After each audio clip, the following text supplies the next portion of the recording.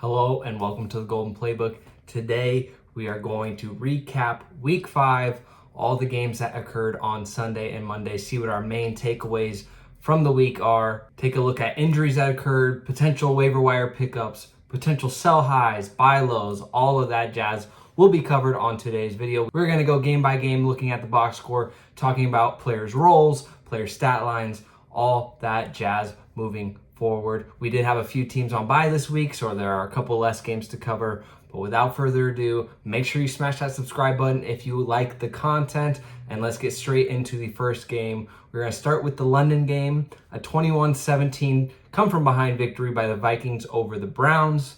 And this was just about what we were expecting. Not a ton of offense in this one on the Vikings side of things. Obviously, Jettis comes home. He has been coming home with Wentz at quarterback, although J.J. McCarthy may be back for their next game. So we have to see. Obviously, Jefferson hasn't looked as good with McCarthy at quarterback, so we'll have to see how that plays out. Jordan Addison comes home 5 for 41 and a touchdown, and that was after sitting the first quarter for some disciplinary reasons. He really needs to get his shit together, or else the Vikings are not going to trust him moving forward. TJ Hawkinson is kind of a fine tight end guy in PPR. It's not going to be great once McCarthy comes back, though, so if you can find other options, I recommend doing so. On the ground, Jordan Mason does have an early fumble, and that's now 2 weeks in a row. But with that being said, he still dominated touchdowns, got the goal line touchdown, so he came home very slightly. On the Browns side of things, this was Dylan Gabriel's first start, and he looked competent, he looked good.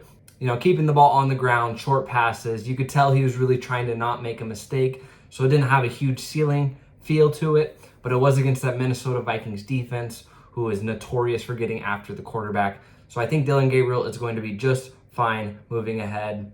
And with Gabriel at quarterback, we saw a huge uptick for David Njoku, 6 for 67 and a touchdown, leading the team in targets, as well as Harold Fannin going 4 for 13 and a touchdown. So Gabriel obviously really liked to target these tight ends. I think both of them are going to be valuable moving forward. It's going to be tough to decide, who's going to have the spike weeks. Obviously, Njoku seems to be the tight end one at this point. As for the receivers, obviously not nearly as involved. Jerry Jeudy only 2 for 15 on 5 targets. I think he is going to continue to get an uptick in usage with Gabriel. And then Isaiah Bond is a guy I told you to look out for last week. I still want you to look out for on the waivers this week. He was second on the team in targets with 7, only turned it into 2 for 29, but I think he and Gabriel are really going to start to click. So if Isaiah Bond is on your waiver wire and you're needing wide receiver for the bye weeks, I think Isaiah Bond is an excellent option moving forward. Let's move on. Next, we have the absolute rout. 44-10, Texans over the Ravens. And obviously the story going in, the Ravens were about as injury riddled as it gets. Obviously no Lamar, and just about everyone notable on that defense was out, and the Texans really took advantage. CJ Stroud in particular, 244 yards and 4 touchdowns, his best game easily since his rookie season. Nico Collins comes home 4 for 52 and a touchdown. Christian Kirk 4 for 64. Everyone just kind of has a solid day. Dalton Schultz 5 for 60 is going to be a fine tight end fill-in during the bye weeks. Although I'm not screaming to play him, obviously they're going to have tougher matchups. And honestly, this is a good sell high for some of your Texans pieces, in my opinion. On the ground game, it went back to Nick Chubb. I told you guys Woody Marks was going to be an excellent play this week. Didn't happen. For some reason, Nick Chubb got the bulk of the work. 61 yards and a touchdown for Chubb. Only 24 yards on 7 carries for Woody Marks. And Dameon Pierce got some work at the end of this blowout. So, not great for Marks. I expect a better bounce back week next week because I still believe Marks' talent is much better than Chubb's at this point in their careers. So, don't give up on Marks. If the Marks owner in your league is not happy about things, potentially buy low on Woody Marks for the coming weeks. On the Baltimore side of things, without Lamar, it is dire straits.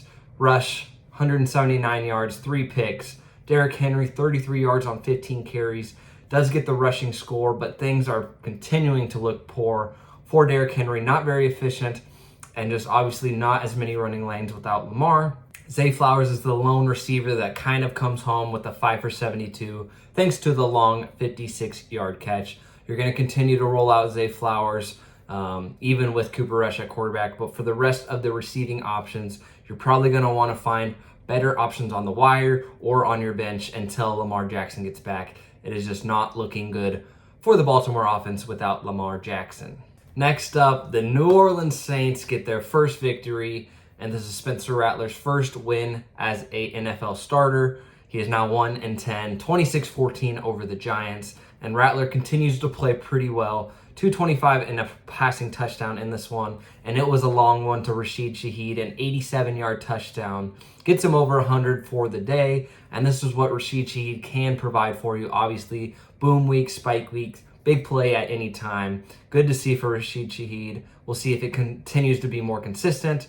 Chris Olave continues to be a target hog in this offense, although it just turns into 7 for 59. Feels like that's what he gets every week, but you're fine throwing that into your wide receiver 2 flex spot. It's kind of a consistent 10 to 12 points. Alvin Kamara, things are not looking good. They are clearly trusting Kendre Miller a bit more, and honestly, Miller looks like the better back at this point. Miller gets 10 carries, 41 yards. Kamara just 27 yards on 8 carries. Does get 4 grabs, but not great. I think Kendre Miller's usage is going to continue to go up, so not feeling great about Alvin Kamara at this point. As far as the other receiving options, it seems like the Juwan Johnson train is over now that Taysom Hill is back and healthy. Taysom Hill saw a fair bit of usage in this one. Also, Juwan Johnson was dealing with an ankle injury. So unfortunately, just throwing Juwan Johnson into our tight end spot and forgetting about it is probably over. We are going to have to find some other options at this point. And for the Giants side of things, Jackson Dart, a decent game, another 55 yards on the ground. So producing some good fantasy value due to the added rushing, 202 yards, 2 touchdowns, 2 picks. In this one, Cam Scadaboo continues to get involved in the passing game, which is very good to see. 6 for 45, tying the team high in 7 targets. Not too efficient on the ground, but, it'll get better for Scadaboo. His usage continues to be very solid. And we're kind of seeing with Malik Neighbors out, they're kind of going to the tight end and running back approach. Both Daniel Bellinger and Theo Johnson were heavily used in this one. Theo Johnson getting 2 scores and 6 catches. He is a guy to look out for on the waivers. If you want to fill in for a Juwan Johnson who has, his role is declining, Theo Johnson's role is increasing. So he is a guy I would definitely look out for to be playing on a week-to-week basis. As far as receivers, Wandale 5 for 30, Slayton 3 for 31. Just pretty uninspiring. You can kind of throw Wandale into your flex spot and hope for a little bit more than this. But not great to be starting Giants receivers at this point. Next up, a 21-17 slugfest between the Broncos and Eagles, handing the Eagles their first loss of the season and first loss since last December. Broncos, get it done in the slugfest like I mentioned. Bo Nix, 242 and a touchdown. Cortland Sutton about as consistent as it comes, 8 for 99 on the 10 targets. He is a must start week in and week out, no matter the matchup. He did this against a very solid Eagles defense. On the ground continues to be the Dobbins show. 20 more carries, 79 yards, and a score. Adds 1 reception. RJ Harvey sparingly used in this one. And then Tyler Bidet saw a lot more snaps in this one. So RJ Harvey is just hard to pick out what his role is going to be. When he gets on the field, he gets involved. And he produces pretty well. It's just hard to know exactly when he is going to get on the field. Sean Payton has always kind of been weird about his running back usage over his career. So RJ Harvey is going to be a hard start unless you are pressed during the bye weeks. I don't think Evan Ingram's 4 for 33 and a touchdown is really inspiring. I would still kind of stay away from Ingram. I think this will be kind of one of his lone solid fantasy games. And you're really not starting any other Broncos receivers. Troy Franklin seems to be the wide receiver 2. He's not really getting those spike weeks outside of that good week in week 2. On the Eagles side of things, they went with a far different approach than their usual, and that was a pass-heavy approach. Jalen Hurts, 38 attempts, 280 yards, 2 touchdowns. Most of it going to Devontae Smith, a nice 8 for 114. A.J. Brown continues to grow frustrated in his role, 5 for 43. And they really missed on a big one that would have been very prime. Looked like A.J. Brown slowed down on the route. Hard to say. But Saquon Barkley continues to be inefficient. Only ended up having 6 carries in this one, but he did get 3 for 58 and a touchdown through the air. But I'm very worried about Saquon Barkley. If you can flip Barkley for a solid receiver or even, a running back and receiver that are a little tier down, I would not mind it because Barkley still holds the name value, and really it's just not looking good. Efficiency down, O-line is down. I would definitely look at selling Saquon Barkley if you can, because like I said, due to last year, his name value carries a lot in trade conversations. Problem is with these Eagles players, you continue to roll them out week in, week out. Hurts, Barkley, A.J. Brown, even Devontae Smith at this point. You're really rolling them out and hoping for another solid week. It's kind of a catch-22 there. Next up, a 37-22 win for the Cowboys over the winless Jets. And Dak Prescott continues to put this team on his back and look fantastic doing so. 237-4 scores. Ryan Flournoy stepping up with Lamb being out, 100-yard game. George Pickens sparingly used, 2 for 57 and a touchdown.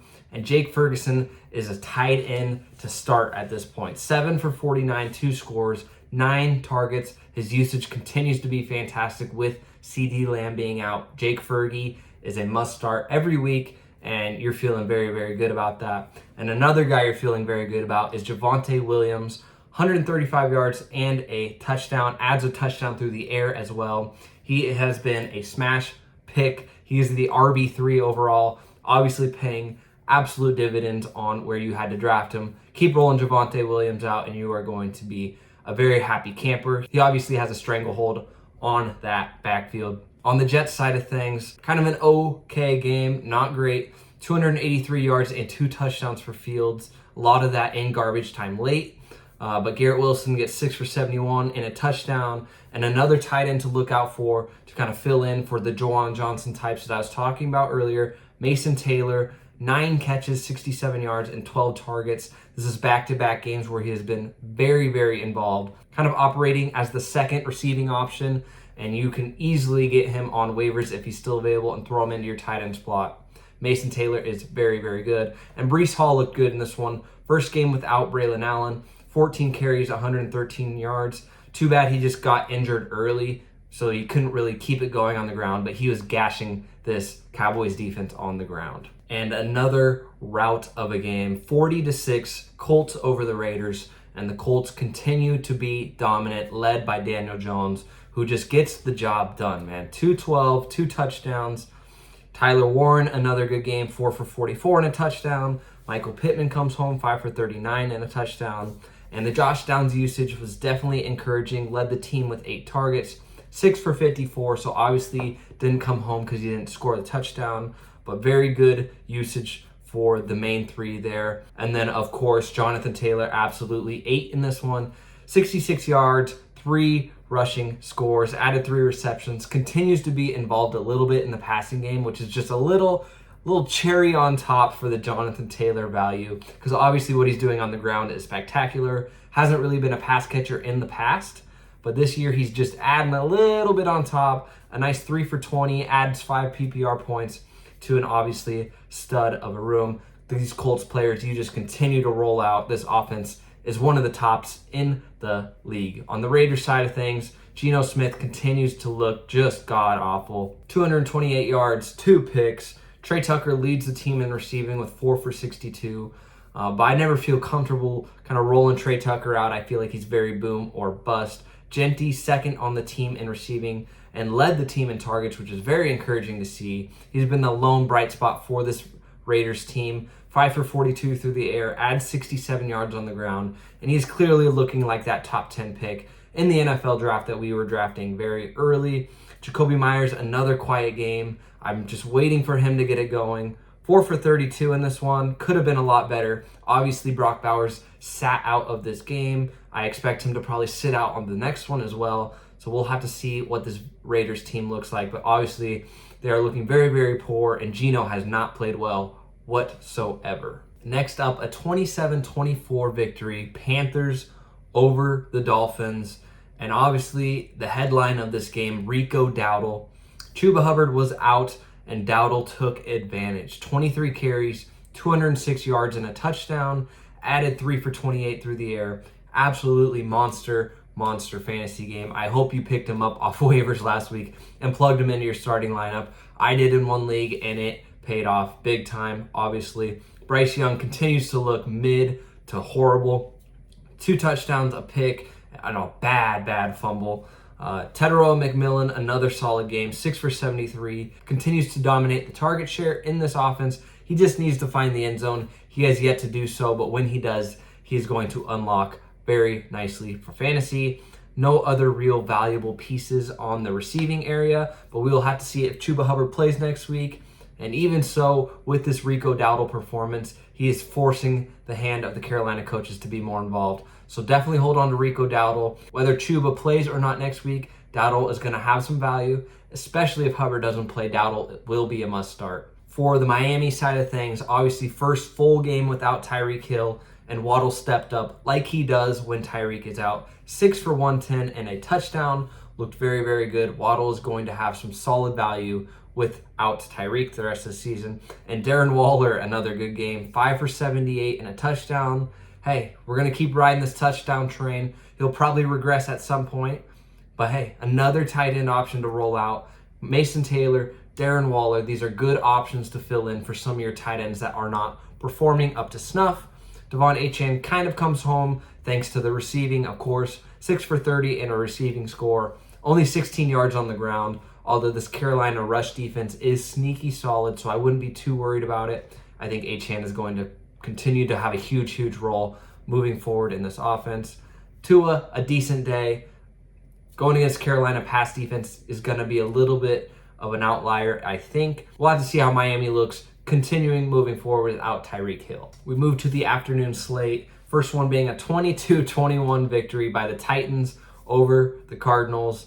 And congrats to the Titans and Cam Ward for their first win of the season, albeit a lot of things had to go exactly right for the Titans, but they get the job done. I won't discredit them. Tony Pollard dominates the backfield again, even though Tyjae Spears is back. I expect Spears to continue to get more and more involved as he comes back from the high ankle. But Pollard, 67 yards and a touchdown on the ground, adds 3 receptions. Solid fantasy day for Pollard. Calvin Ridley finally comes home. 5 for 131 on 10 targets. A lot of this in the fourth quarter when they were trailing and needing to kind of, garbage time, if you will. During the comeback, a nice solid day from Calvin Ridley, who was questionable heading into this week. We'll have to see if this win kind of jumpstarts this offense a little bit, but I would be very wary about that. Cam Ward continues to look not great, and there's not really another startable piece on this team. I think Ayu Manor is still rosterable, but hard to start. And then the tight ends, Chig, Okonkwo, and Gunnar Helm are kind of splitting, snaps, targets, all that jazz. So it's really hard when it's divvied up into both guys to kind of nail down who will be good. On the Cardinals side of things, Kyler Murray was banged up in this one for a second. I think he's going to be okay. On the ground, obviously DeMercado broke off the long run. That should have been a touchdown, but he dropped the ball before getting in the end zone. I think that'll put him in the doghouse moving forward, which means Michael Carter is going to be very valuable. And he led the team with 18 carries in this one, 51 yards and a touchdown, adding 5 catches of his own right. I think Michael Carter is going to be a very solid RB2 moving forward, especially with DeMercado making the bonehead mistake. Bam Knight also involved, not really rosterable. On the receiving side of things, Marv, 4 for 98, only got 5 targets. Obviously, we'd like to see him get more involved. Trey McBride, a quiet 5 for 41 on 7 targets. For much of this game, they were so far ahead, they were just kind of, putting around, and then it ended up costing them. That's my one gripe with the Cardinals. They just don't keep that foot on the pedal. I like to imagine Trey and Marv had better days ahead, even though Marv's day was not terrible. It was fine. But I expect better things out of guys that we spent so high draft picks on. But this Cardinals offense in general is just very uninspiring. Outside of Michael Carter, a nice solid RB2 option moving forward. Next up, a 27-10 Commanders win over the Chargers in Jaden Daniels' return. 231 yards and a touchdown, added 39 on the ground. Obviously kind of shaking off a little bit of rust from missing a couple weeks, but he slowly got better and better as the game went on. Deebo Samuel continues to dominate without Terry McLaurin there. 8 for 96 and a touchdown on a team high 11 targets, with that next closest person being 2. So Deebo Samuel is a smash start every single week. And we finally had the Ja'Cory Krosky-Merritt breakout game. 14 carries, 111 yards, and 2 scores. Added 2 receptions as well. He dominated this backfield and is really forcing Washington's hand to give him more work moving forward. I think JCM will be a solid RB2, although they've been really weird about the playing time between the running backs. I think Krosky-Merritt is really forcing their hand that he will need to get more playing time, and he has looked amazing when doing so. Bill is going to be a startable piece moving forward. On the Chargers side of things, the offensive line injuries are really rearing its ugly head. Justin Herbert has no time back in the pocket, sacked 4 times in this one, and is really getting pressured on just about every drop back. A mostly quiet day for the 3-headed receiving core in Keenan Allen, Quentin Johnson, and Ladd McConkey. McConkey gets the touchdown, so he kind of comes home. And I think all of these guys are going to be fine moving forward. They really, really just need that offensive line to get healthy. Amarian Hampton does sprain an ankle at the end of this game, so we'll obviously have to see what his health looks like moving forward, if he will play next week, but continues to be involved in the pass game. Another 6 receptions, 12 for 44 on the ground. Obviously didn't get in the end zone, so it wasn't a spectacular week, but he got the job done. We'll have to see what Hampton's health looks like moving forward. And like I said, Herbert didn't look great, but he really has 0 time to throw the ball. So hopefully the Chargers can get some O-line healthy moving forward, or else it's going to continue to look a little bit ugly on the LA side of things. Next up, a 37-24 victory, Lions over the Bengals. And the Lions are just doing anything they wanted in this game. Goff, an efficient 258 and 3 touchdowns. Amon-Ra, a solid 8 for 100 game. Doesn't get in the end zone, but Sam Laporta, 5 for 92 and a score. Jahmyr Gibbs, 2 for 33 and a score, adding 54 yards on the ground. So just about everyone outside of Jameson Williams come home. I really thought this would be a big JMO week. Only gets 1 target. Not great for Jameson Williams owners. Kind of have to bench him at this point. It's been a lot of bust and not a lot of boom. On the ground, Montgomery seems to be a fine RB2 in games where the Lions are obviously going to be ahead. In closer matchups, Montgomery is not going to be nearly as valuable. But a lot of the Lions players, Laporta, St. Brown, Gibbs, Goff, all smash spots, especially when you're going against this Bengals defense who is going to be exploitable all season long. We kind of knew that heading in, but it is absolutely coming to fruition. Jake Browning continues to look horrible, ends up getting 251 and 3 scores in garbage time, a lot of it. Jamar Chase doing a lot of his damage in garbage time, but finally comes home, 6 for 110 and 2 touchdowns. T. Higgins gets in the end zone in garbage time as well. So this is a lot of false stats going on. A lot of this happening in the fourth quarter, as that's when they scored their 3 touchdowns. Chase Brown, another inefficient game on the ground, does get 7 receptions through the air. So it is really, really dire for Cincinnati. I would be shocked if they don't make a quarterback change in the coming weeks, if not next week. I know they don't really have many options, but they need to figure something out. Jake Browning is just not getting it done. And their defense obviously doesn't help them at all. They give out 30, 40 points a game. So Bengals are going to be dire. A lot of their stuff's going to happen in garbage time, so you're going to continue to roll out Jamar Chase and these guys.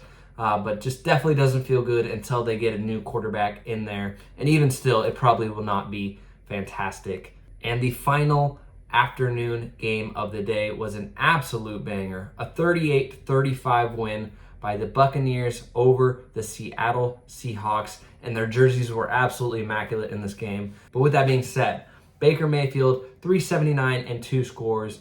Most of it going to Emeka Egbuka, a huge 7 for 163 and a touchdown game. Absolutely magnificent stuff. Egbuka is everything that was advertised and more. He is a smash spot, putting him in your starting lineup every single week. Obviously, the Bucs were without Bucky Irving. Rachaad White stepped up into that role like we imagined. 14 carries, 41 yards, and 2 scores, adding 4 for 30 through the air. And that is what you're going to get with Rachaad White. Lots of receiving value, a good touchdown runner at the goal line. So Rachaad White is a very solid RB2 option until Bucky Irving returns. And Baker Mayfield just continues to play at a high level. And another guy playing at a high level is Sam Darnold, 341 and 4 touchdowns. JSN Obviously, another huge game, 8 for 132 and a touchdown. He is looking like, a top 3 wide receiver in fantasy right now. And then another guy I want to spotlight and get your eye on, AJ Barner, tight end for the Seahawks, 7 for 53 and 2 scores. He has scored now in back-to-back weeks, getting heavily involved. Another one of those sneaky tight end options that you can pick up and put in your lineup during bye weeks, or just if you're having a bad tight end experience. AJ Barner is a guy to look out for.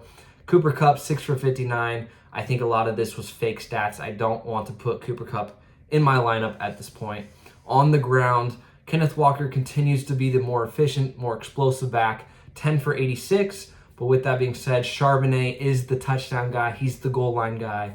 9 for 36 and a touchdown. So I think this is going to continue to be a frustrating spot for Kenneth Walker owners. Charbonnet continues to vulture the touchdowns, while Kenneth Walker continues to be more efficient and just look better overall. But it's going to be this split, and it's going to be very, very frustrating for fantasy purposes. And all of this leading up to the Sunday night football game where the New England Patriots win 23-20 over the Bills. Now there are no more undefeated teams, which is very, very early for the NFL. Already no more undefeated teams in week 5. Pretty crazy, and Drake May played absolutely fantastic in this one. Even if the stats don't show it, he only had 273 yards, no touchdowns, but he looked very, very good on primetime football. And Stephon Diggs is now clearly showing that he's the wide receiver 1. 10 catches and 146 yards in the revenge spot against his old team, Buffalo Bills.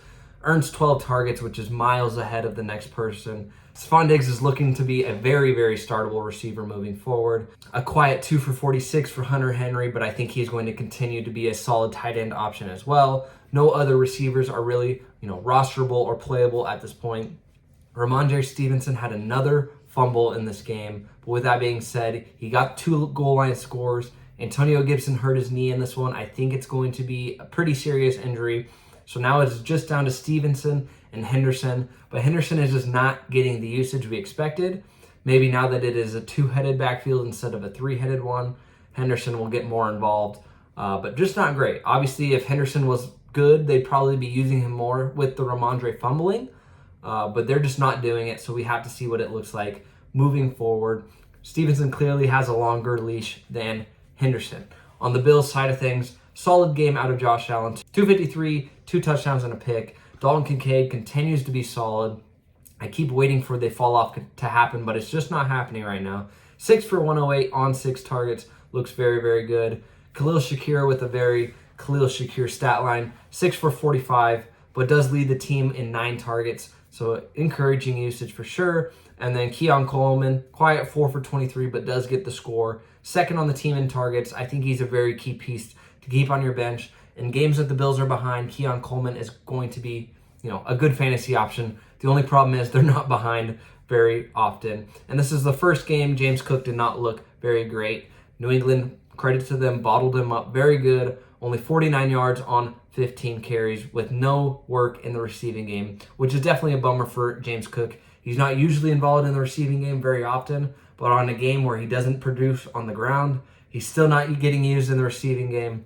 That's right. I'm not too worried about James Cook. Obviously, he's a stud. He's been, winning you weeks up to this point. Just kind of a dud game. He will bounce back for next week. And let's finally head to the Monday night game. And the final game of week 5 was a back and forth affair, a 31-28 victory by the Jags over the Kansas City Chiefs. And this game had all sorts of crazy plays, a 99-yard pick six, Trevor Lawrence, multiple rushing scores. It was a crazy game altogether. Starting on the Jacksonville side, like I mentioned, Lawrence, 221 and a touchdown, added 2 more scores on the ground, 54 yards. He was scrambling all over the place in this one. BTJ has a solid 4 for 80 on 6 targets. Although they didn't really throw the ball a ton. Like I mentioned, Lawrence was just taking off and running. They were getting kind of a lot of pressure up front. Travis Hunter, 3 for 64, caught all 3 of his targets, had a nice catch. We just really hope that he gets more involved moving forward in this offense. Big note, Brenton Strange goes down in this one with a hip injury. He did not play at all in the second half, so we will have to see what his status is. But like I mentioned earlier in the video, there are lots of good tight ends to choose from at this point. Brenton Strange has been fantastic. Hopefully it's not too long of an injury, but he definitely got hurt in this one. We will have to see what his status is moving forward. Travis Etienne, a solid game against a tough run defense, averaged 4 yards a carry, had a couple of receptions, just didn't get in the end zone. But still encouraging usage out of Etienne. He is the clear number one back in this offense. Tootin barely spelled him for 4 carries. So Etienne is a very solid RB2 against better matchups. Moving forward on the Kansas City side of things, this was a QB rushing game to the max. Mahomes 60 yards and a score on the ground, added 318 yards and a touchdown through the air. Tyquan Thornton, 3 for 90, caught a couple of long bombs. I don't think he's going to have the consistency week to week, especially when, with Worthy being back, Rashee Rice going to be back, doesn't have quite the consistency. Big Travis Kelce game. This was a good matchup for Kelce. 7 for 61 and a touchdown on 8 targets. I think you're going to be able to plug him into your starting lineup most weeks. Even though he's not taking as many snaps and routes as he used to, he's taking the ones that matter and he's making big plays with that. Hollywood Brown, a nice 4 for 48. Could have been better, obviously, with the 8 targets. And then Xavier Worthy gutting it out with the shoulder, with an ankle injury. 6 for 42 on 9 targets, leading the team. If he can just get that ankle back to healthy, Worthy is going to be so good, especially with Rashee Rice coming back. They're going to be a hell of a 1-2 punch. Last thing I'll note, they did get Brashard Smith, a rookie running back, a little bit more involved, mostly in the receiving game, 3 for 32. I wouldn't say he's quite a pickup yet. They have very clear roles for Kareem Hunt, third down back, goal line back, that kind of thing. And then they like Pacheco on the early downs to give that, ferociousness that he does. But Brashard Smith is turning into a little bit of a playmaker. Of course, with Rice coming back, he'll become less involved. But Smith is a guy to look out for, especially if you're in a deeper league with a deeper bench or, 16-team league, a guy to keep an eye on. But that is going to wrap up the Week 5 recap video. Thank you guys so much for watching. Make sure you smash that like button, smash that subscribe button, drop down your biggest takeaways of the week, your biggest sweats, your best fantasy finishes, whatever it is, drop them down in the comments. I would love to see that. Stay tuned for Saturday's Week 6 start sit video, and of course our pick'em with the potential giveaway if we hit it. We didn't quite get it this week. We got 5 of the 8 picks. Next week we are going to get it, so make sure you stay tuned and make sure you subscribe so you don't miss any of that content. With that being said, thank you so much for watching. I appreciate the support. We'll catch you on the next one. Peace.